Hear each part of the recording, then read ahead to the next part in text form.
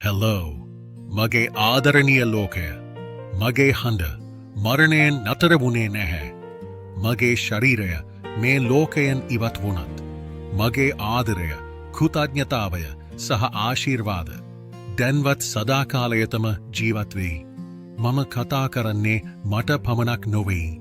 සියලුම තාත්තාලාටත් අම්මලාටත් සියලුම මිනිසුන්ටත් දෘශ්‍ය සහ අදෘශ්‍ය සියලුම ආත්මයන්ටත් අවසන් වචන කියන්න බැරිවා මේ ලෝකයෙන් සමුගත්. සියලුම ආත්මයන් වෙනුවෙන් සෑම ආත්මයක්ම ජීවිතය නිරන්තර ගමනක් ගත කරනවා. අපි මව්කුසට පැමිණෙන්නෙමු. නිරායාසයෙන් වර්ධනය වෙමු. ශිශුවෙකු ලෙස මේ ලොවට උපත ලබමු. ළමාවිය, යෞවනය, වැඩිහිටිවිය ඊට පසු නැවත විශ්වයට එක්වෙමු.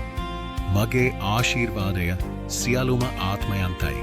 කිසිදු වේදනාවක් නැති උපතක් සියලුම දරුවන්ට ලැබේවා.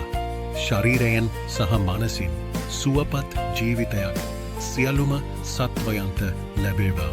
අන්ධත්වය, පිහිරිභාවය, රෝග, ආබාධ, මානසික වේදනා කිසිදු ආත්මයකට නොලැබේවා. ජීවිතය සැමවිතම පහසු නොවේ. කෙනෙක් වයසින් සමුගනී, කෙනෙක් රෝගයෙන් සමුගනී, අනතුරෙන් යුද්ධයෙන් සමුගනී, හෝ ආපදාවලින් කෙනෙක් අවසන් මොහොතේ කතා කරන්නවත්, ස්තුති කරන්නවත්, සමුගන්නවත් බැරිවා මේ ලෝකයෙන් ඉවතෙනවා. නිහතමානී හඬ මෙම හඬෙන් අද කතා කරනවා. වෛද්‍යවරුන්ට, හෙදියන්ට, රෝහල් සේවකයන්ට, ගුරුවරුන්ට, මිතුරන්ට, පවුල්වලට, ගොවීන්ට, සියලුම සේවකයන්ට මගේ හෘදයාංගම ස්තුතිය. මට විරුද්ධ වූ අයටත් ඔවුන්ගේ පවුල්වලටත් මගේ ආශිර්වාදයයි. ඔවුන්ට කිසිදු දුකක් නොලැබේවා. මගේ සදාකාලීන පණිවිඩය මෙන්න.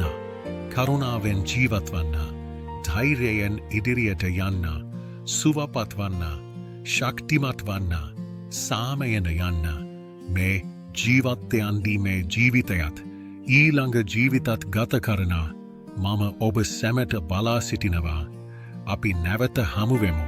ස්වර්ගයේ ඒතෙක් මගේ හඬ ඔබගේ හදවත තුළ සදාකාලියතම ජීවත් වෙයි මේ විශ්වය පවතින තුරු.